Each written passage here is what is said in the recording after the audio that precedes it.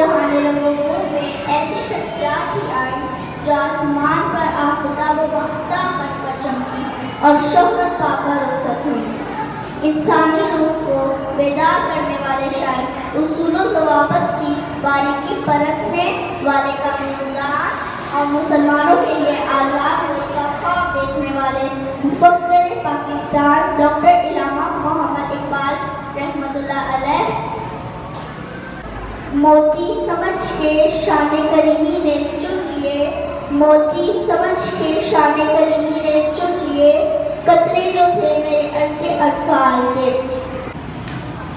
तू शाहीन है परवाज़ है काम तेरा, तू शाहीन है परवाज़ है काम तेरा, तेरे सामने आसमान और भी है।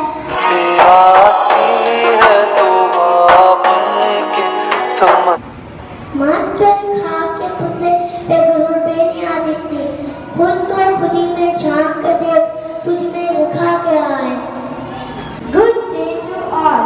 When it comes to the biggest name in Urdu literature of the last century, Iqbal is a name to reckon with. He is still regarded as a greatest poet. In terms of style and continent, Iqbal was born in Sialkot in 1877 and had a keen interest in languages, namely Urdu, Arabic and Persian even as a child. He died in 1938 and was buried in Lahore.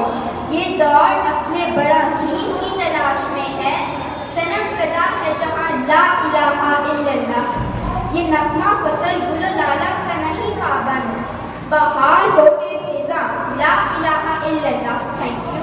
कि मोहम्मद से वफातों में तो हम तेरे हैं, ये जहाँ चीज है क्या वो कलम तेरे हैं।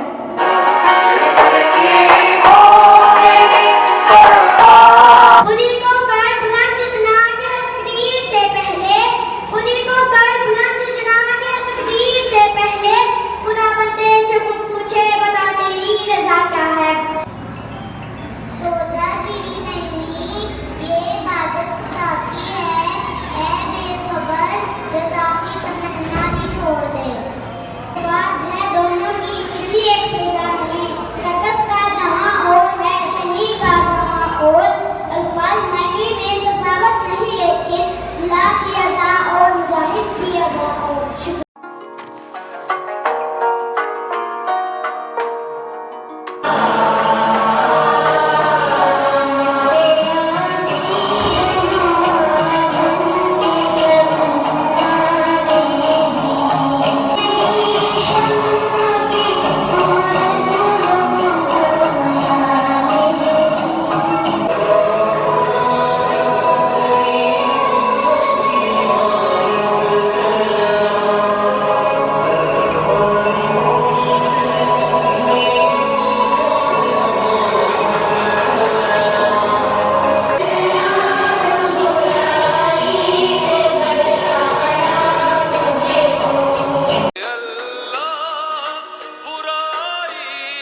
बचाना मुझको, नेक जो राह उस राह पे चला।